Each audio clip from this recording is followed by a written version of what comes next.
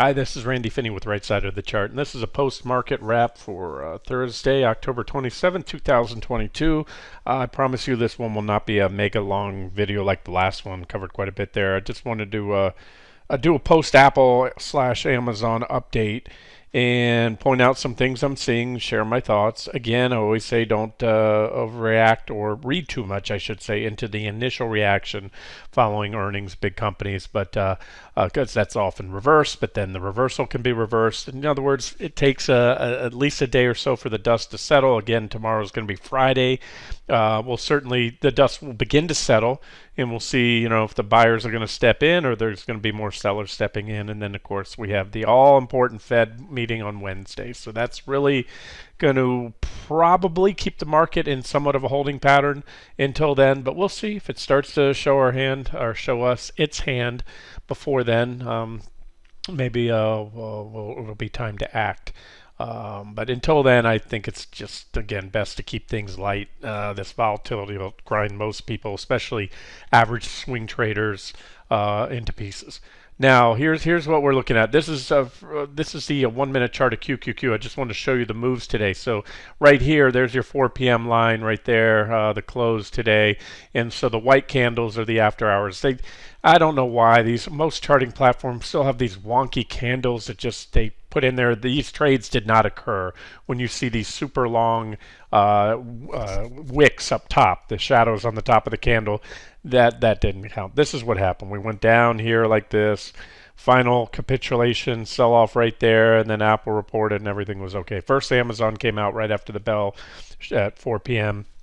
Apple reported at 4:30, and so I'm just going to show you what the market did from where we parked at the close today to the low. That was a drop of 2.86%, and then immediately followed by a reversal so far as much as 1.82%. All right, so that's just shows you, this runs the stops on a lot of traders, or sucks people in on shorts, and then you get the reversal. And again, that's normal. That's normal when you have two big companies reporting. Overall, the market certainly didn't like what they heard or got from Amazon. Let me cover those two real quick, Amazon and Apple, and then I have some new things to show you and some things to watch. We're going forward. So I have my after-hour trades turned on, so you can see the range here again. For whatever reason, the upper candle didn't happen, that wick here, but there's the candle today.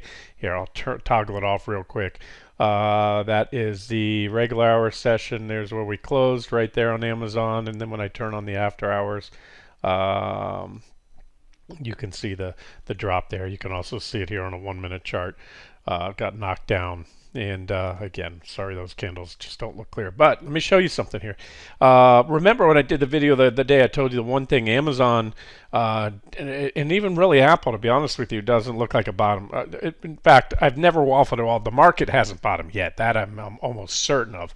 It's a matter of, is it going to hit a pretty significant bottom very soon, as in the next couple weeks? Or is it going to take, or are we going to have a nice rally first for the next few weeks? Again, that's still up there, kind of leaning towards the downside scenario still. So we'll see.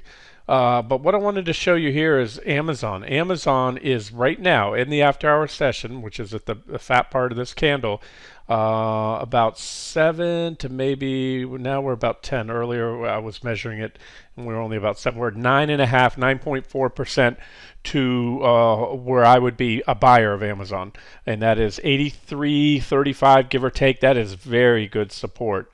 So I'm going to show you a couple things here. So you can see we had a trading range back here in 2019 to 2020 right there. It was really good support at the bottom of that range, and then we ultimately broke to the upside. So that's certainly a support level, and if we get there soon, which we probably will. It's rare. My experience is very rare to take out such a good support level like this, the 103.31. That was key support right there. We took it out today in one fell swoop on earnings. It was, Amazon's down 20%. Very rare to see us not to get that close to the next support level and not hit it. Now, what could happen? We could rally here. The market could rally, close some of that 20% loss, not all of it, back test, and then go down there, or it can continue down in the next week or so. It's going to do one of the two. I usually won't hang here in the middle, nowhere, no man's land. I call it no man's land. It's smack between support and resistance. And then if we get down there soon, we're going to have that nice positive divergence. That was the one thing I mentioned in the videos recently. We didn't have any divergence on that one. A lot of the other things did have divergent lows, although many got burned through. So that's kind of bear market stuff. Now, on the other side, what's ugly is how are we going to close the month? This is I covered this in the video as well recently when I covered all the FANG stocks. This is the uptrend line for Amazon since the stock came public back in the 90s, late 90s, 97.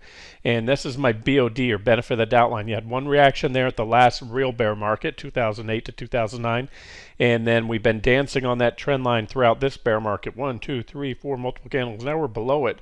And the thing about it is today is October 27th. So if to close, to not lose that support level on a monthly basis, this is a monthly chart, the stock's going to have to rally about 24%, at least 20 to get close to that level to say, well, it was an intramonth pop. So, and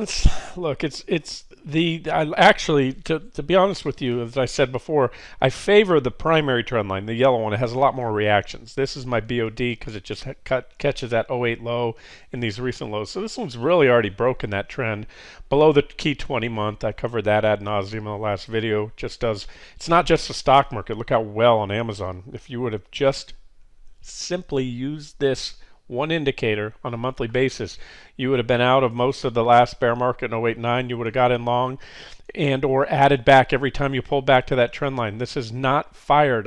You correct me if I'm wrong. You can zoom in here. I don't think there's a single whipsaw in what is that? Over what is that? A decade? Well over a decade there. 15 years or so. And every time you pull back, you buy it, you buy more, or get in if you were already out. And again, it signified the trend with zero failure rate. Told you, this is a bullish trend in Amazon, and then you had a solid break below there, and you back tested it recently. There's your confirming sell candle. Then you back test it, now you're below it. So again, this plays into my whole, I'm talking about maybe a tradable bottom in a bear market, but I also think we've entered a new secular bear market that I think very few out there can even envision. And so, but at this point, there'll be rallies back to that 20-month at some point, and that'll be an objective short entry and a very profitable one to trade. I just wanted to show you that near term, assuming everything else falls into place, meaning the other indexes and key stocks and sectors are at support or near support, that would be looks like an objective long entry for Amazon, but we're not there yet. So I wanted to say that there's that 8 or 10% more downside. Apple, again, talked about it, the strongest of the lot. I'm referring to the group of, the FANG stocks, market leaders, the only one that really hasn't broken hard. It's down, but as I've covered many times in the past, it's not down anywhere near its previous drops after it put in divergent highs on the weekly chart. So more downside to come, and ultimately whether we bounce first or not, I still think it's coming down here to that 82, 83-ish level and the long-term primary uptrend line right here from that right there on that chart. I think I had another longer-term trend line that we're closer to right now. That one may come into play as well. That one's about a excuse me, that one's about a 13% drop to Apple right there. Okay, so here's what I wanted to point out. So that's Apple, that's Amazon. They're out of the way now, so the market's free to do what it wants other than the constraints of the Fed, which are probably going to keep it in a holding pattern to, maybe not. So I've seen times where the market throws a hissy fit in front of the Fed meeting because it wants that juice back. It wants the heroin, the crack, the lower interest rates, or at least no more rate hikes. So, anything's possible between now and Wednesday. And then, of course, after Wednesday, we'll see what happens. But let me show you a few other things here. So let's just take a step back, look at the bigger picture on QQQ on the daily chart. and I've got the after hours trades turned on now, and you can see where we are. Remember this right here, this blue line at 269.28 to be exact. That was the, up until that point in time, the bear market low, a major reaction low followed by a nice rally, and we came back, we tested it, bounced, lost it, which at that point was bearish, but we had the positive divergence, which then played out, and we recovered it, and that was bullish, and as of this moment still is, because it's a recovery. We successfully tested that 269-ish level several times, started to run up, hit resistance here, and now look what happened today. This is, again, I'm turning on the after hours trades. You see a little shadow down below, which means we spiked it in the after hours session, but when I turn it off, which I'm going to do right now, regular hours, that's it. So, and in the after hours session, a lot's going to happen between now and tomorrow morning when the futures trade. But as of this point, it was a knee-jerk reaction that overshot that level, and we're back testing it again. So breakout, this is Technical Analysis 101. You either buy a breakout if you missed it, or if you wanted to add more, you buy back tests of the breakout if you're bullish. And so the bullish case right now is what I'm getting at. Still intact. That low is still in place, and that previous low is being tested as I speak right now in the after-hours session. So we'll see what happens. Again, my convictions are not nearly as high as they were back here. That one I was emphatic, covered all shorts, went long for the, saw the bear market rally coming in the previous one. This time around, like I said, I've been waffling here and there and telling you that, and then again, not betting it hard, keep it trading light, but leaning towards this maybe a redo of 2008 when we had the divergent low, rallied about the same amount, and then boom, the bottom fell out. You can see the PPO down here. Here's my trend indicator lines, see right here, these yellow lines. When the white line on the PPO, the signal line, is below there, like it was from this point right here, right there, cross down, and all the way until this point here, you were in a bearish trend, a downtrend. The market was dropping. Then you had a bullish crossover, and you rallied. Then you had a bearish crossover. The trend resumed. Back tested it, stayed bearish, bearish, bearish, bearish, bearish to this right here. And so it's just one of many trend indicators. It's not an exact timing indicator, but it kind of tells you the overall trend. And when you test it from below, once you break below, it often becomes resistance. You can see the PPO is turning down now, so that would support, another leg down. Either way, like I said, right now we're at 269.28, give or take. Now let me show you something. This is I'll call it that it's kind of a pun or a play off Dickens' classic Tale of Two Cities. It's a Tale of Two Markets. Here's QQQ right here, and you can just visually look. Let me turn off all the lines. We had the low, we rallied, but look at the scope. Just look at this rally in relative to the overall move down. Now look at the Dow. I don't talk about the Dow much. It's not as significant anymore. It's only 30 stocks.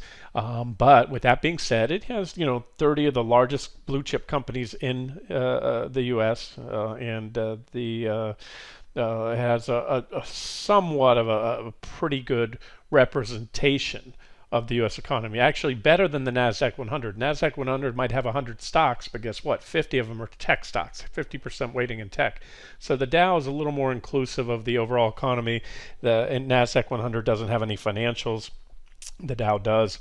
Again, it's not my preferred trading proxy, but it's worth noting. You can see this rally here has been strong, and it is, make no mistake about it, it's in a bear market or a downtrend. A downtrend is simply defined as a security making a series of lower highs and lower lows. It did take that one out there, but never took out that one there.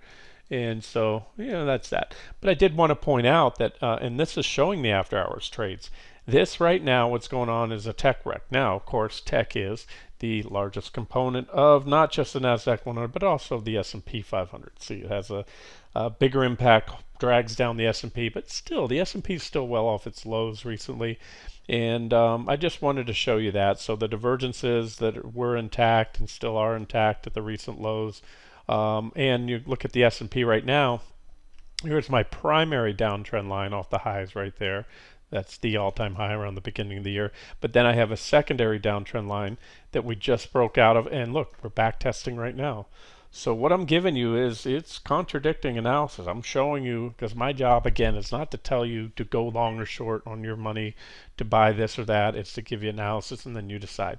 Now, at the end of the day, when I can sit here and make a pretty dang good bullish case, and I can also make a pretty darn good bearish case, I don't flip a coin and decide which one to trade. I just take a step back and wait until I see a more clearly bullish or bearish setup with an attractive risk-reward ratio. I don't like coin toss odds. So there it is. And something else you can probably watch for a little minor uptrend line there or something like that. But I just wanted to point out, as I just did, that the SPY right now in the after hours with the candles turned on is back testing that downtrend line. And at the very same time, QQQ is back testing the 269-ish level right there. And so we'll see where things go tonight. One other thing to note that I find very interesting is, I made that post a few days ago saying is risk off back on. Talked about how there was a very unusual positive correlation that began with stocks and bonds falling and trading in near lockstep since the beginning of the year, meaning when one goes up, the other goes up, and one goes down, the other goes down. But if you look at just recently, and you can even zoom in till today, this is a 10-minute chart I showed you before. You remember we hit resistance levels on the bonds. This is ZB, the long bond, and here's that divergence I showed you earlier in the video, and we popped up in the after hours, but this is interesting. So really I wanted to show you the near term what's happening here, but there is the divergence I showed you earlier today has only steepened now. We made a slight marginal new high, and you have a little uptrend line here, so I still think you can probably get a little pullback in bonds, either to at least that minimum target, quite likely down there before the Fed meeting here, and that's a level to watch. So this again is a little 10-minute chart, and it gives you this wedge pattern right here on ZB. And then I'll put that line there for you. If you're trading bonds, it's right about 121, 278. ZN, you can see the same thing, a little small divergent high on this 10-minute chart. ZN's a 10-year, and then ZF is the five-year bond futures. Same thing, a little small divergent high, potential pullback target. But what I wanted to show you is this. So let's go back. Let's do a 1 minute. Ignore this red candle. This is the 5-year. Let me go to the 10. 10's a good right in the middle of the maturities there. Go to 1 minute, and you can see that we had a little spike up. Where are we here? Okay, 1600. This was, remember, the market was selling off into the close today. The stock market was going down, but yet look at bonds. These are bond prices were going up. Here, right here, let me give you the hash mark. There's the 1600, which is 4 p.m. Eastern time. So while the stocks, especially the tech-heavy NASDAQ, was falling, and then after that, it had a plunge. Remember that, I'll show you real quick. So that was, just keep in mind, a sharp advance, which was exactly opposite the stock market. Let me queue up that for you. NQ, let's go to 1 minute chart, show you that. All right, and let me give you this 4 p.m. close line right here. So see, there it is. We were dropping into the close, plunged harder, and meanwhile, instead of going down as they've done all year long, treasuries actually went the exact opposite way. So like I said, I've been sensing that return to risk off relationship as it used to be, and I think that's because bonds now, at least for the time being, have reached that level where they're starting to get pretty attractive. Buyers are stepping in. I don't know if you read this article out today. I saw a headline that the Treasury's online website, I forget the exact the URL for that, but it's been crashing lately because the I bonds, the inflation-linked bonds, are paying, it's almost 10%. It's like 9 point something, and that rate is good until October 28th, maybe tomorrow, and then it's going to drop to like 6 point something, almost 7%. So there's been a surge of investors. They said more people have signed up in like the last month than signed up in like years. It's crazy when you read the article, the amount of people flocking in. And again, why? Because people are going to return to yields. That's one reason. Talking sometimes I'm all over the place, but one reason I'm pretty adamant that we're looking at a secular bear market, and most people just aren't. I listen to these folks on TV. They don't get it. They're talking about what's Apple, what's fair value for Apple. Well, the cash flows, iPhone sales are this. They're looking at a microscopic view. They don't realize the big picture. It's like, the tide ebbing and falling. All ships are lifted with a rising tide. And in a bull market, yeah, Apple's going to go up, and you can look at valuation metrics. But in a bear market, especially a secular one, TYX is the 30-year bond rate. And you go back and you can see that interest rates peaked back in the beginning of the 80s, 1981, and it's been a down, down, down trend, and that was bullish. You could put a chart of the S&P over, and you'll see it going the other way. Stocks like falling interest rates, because when you can get 5 or 10, especially 12% on a guaranteed investment like a bond or a CD, there's a percentage of people, and it's a very large or ever increasing percentage. As rates go higher, more and more people move out of equities, which have no guarantees and are volatile, into safe haven treasuries. And I'll bet you half of you listen to my voice, if not more, if you could lock in 10% on a U.S. Treasury bond with zero risk, if you held it to maturity, you would do so. But in recent years, and the Fed, they told you, Bernanke back when he, in the financial crisis, and other Fed chair heads have said it. They did this on purpose. They brought rates down to force investors into the stock market because it was going down. They wanted to support the economy. When the stock market goes up, companies have capital. They can then expand. So that was one of the reasons. They're concurrent reasons for lowering rates. It's to spur economic growth, so there's more lending costs become cheaper, and people go out and buy cars, businesses expand. But also directly they do it as well to force investors out of safe harbor investments, because when you can no longer roll your treasuries at 9, 7, 5%, and you're being forced to get 3, 2, you're well below the rate of inflation, you have those people that normally wouldn't take that risk, and institutions as well, pension funds, etc., moving money into stocks. So this is why. So we went up a lot. That's all I'm looking at is a pullback in yields, probably back test, and if and when that comes, that will most likely coincide with a rally in the market, whether it's now or soon. This is, remember, a long-term chart. But then by most metrics, just like I use the same metrics to show you that a year or so ago that we ended a bear market most likely in commodities and started we're still in the relatively early stages of a new bull market in commodities, and there'll be pullbacks and corrections and even little bear markets within, and the same thing with interest rates. But if this plays out this way, maybe I'm wrong, but if I'm right, and we do play out, and we are in a new bull market in rates, then that's going to be a secular bear market in equities, just like Japan had. If you Google the lost decade, and it's really 2 decades of falling stock prices they had. So that's that. And that's kind of long-term macro stuff, but it's important to know, because it's important if you're drinking the Kool-Aid. And believe me, I used to be in the industry, tell people it's time in the market, not timing the market.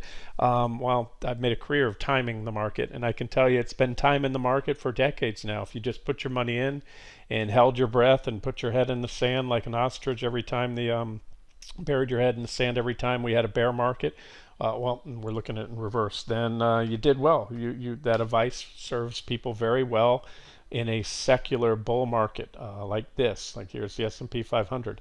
But sooner or later we will end this, and it's probably ended because of, again, what I just talked about with interest rates. And it works well. You get bailed out when you hold or buy more there. But at some point we're going to go down. You're going to get these rallies, and you're going to start taking out previous lows.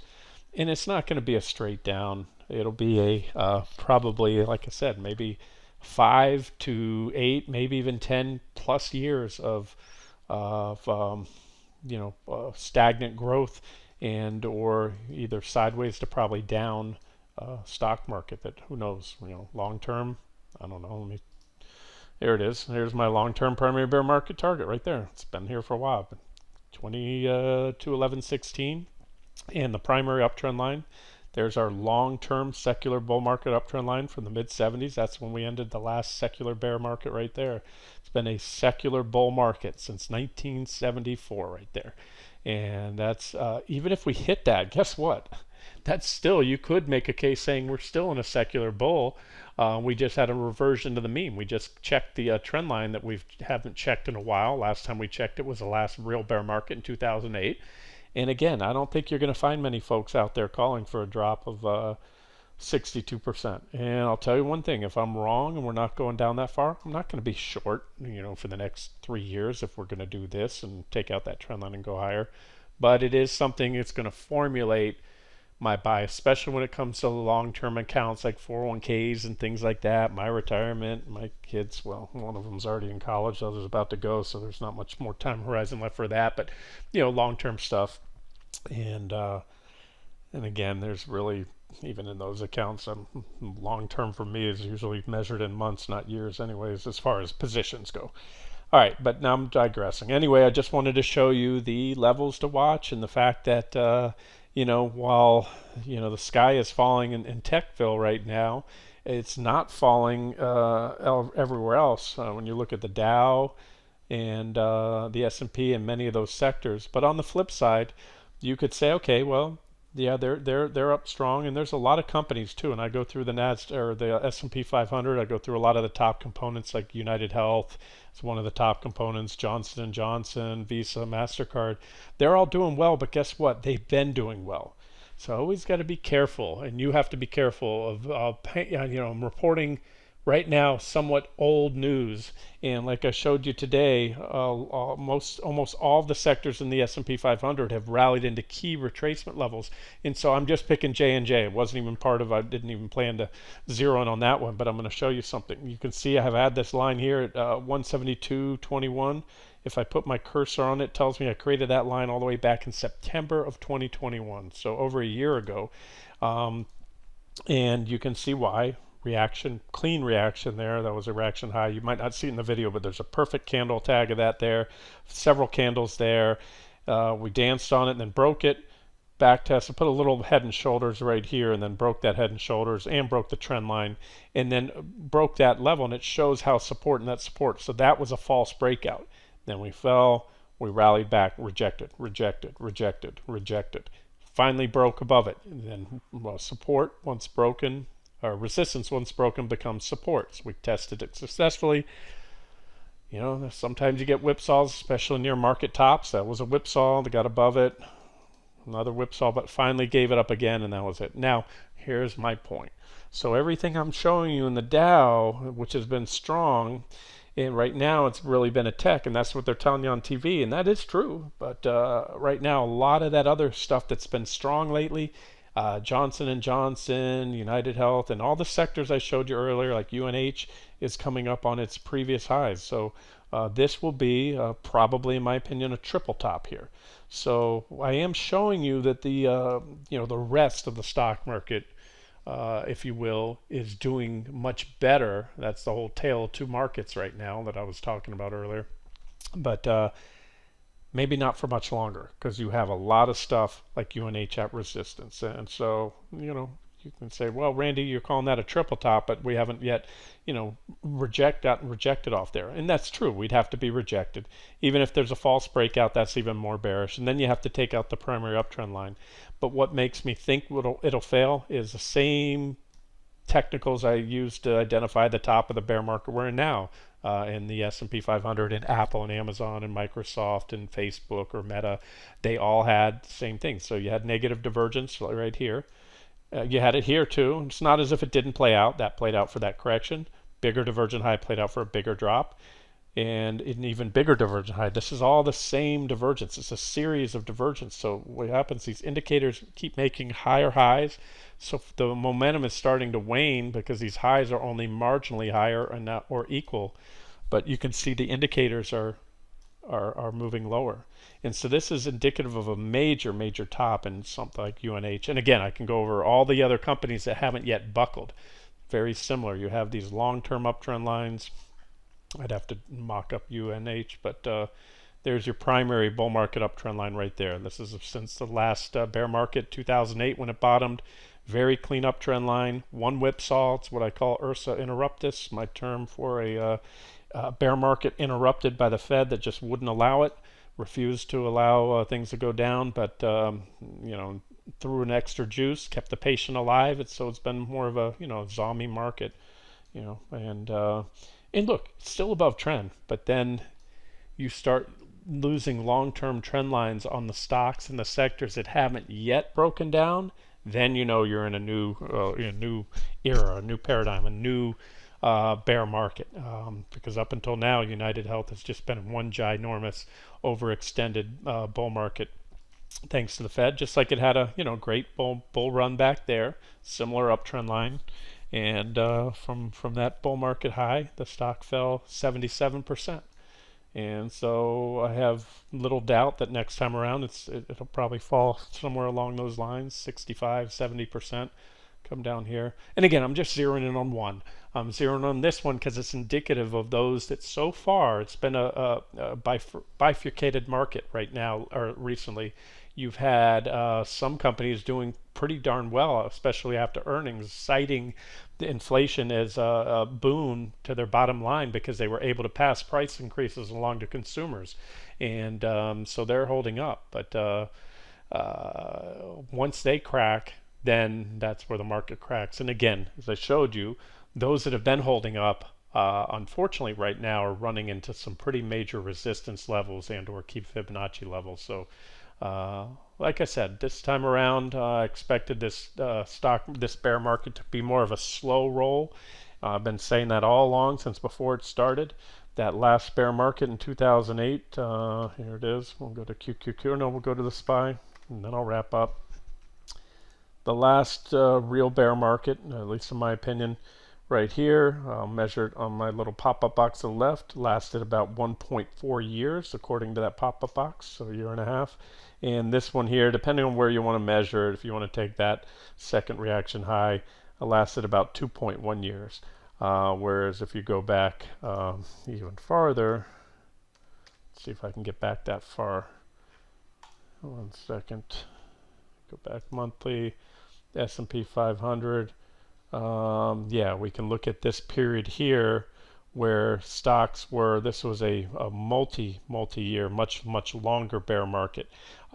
Really, it kind of started here where you can see we're just kind of going back and forth, and you ended back in 74 when it bottomed. You were back where you started all the way back into the early 60s right there. So that was a period of over a decade of you went up, you went down, you went up, you went down, then you were back to where you started over a decade later. Okay, I'm going to wrap it up here. Just important takeaways from the beginning of the video is right now, as of now, it's a breakout in the and a false breakdown, a whipsaw, bear trap there in the NASDAQ 100 with a rally up to the 284-ish resistance, followed by a rejection so far, and a back test again of 269. So bullish case has us doing this. Bearish case, if we lose that, then we start to go down, especially if we lose those lows. Boom, that's not good. All right, and I don't think we're going to know tomorrow. I don't think we're going to know. At least I won't have any confidence until the Fed's out of the way on Wednesday. So that's where we're at.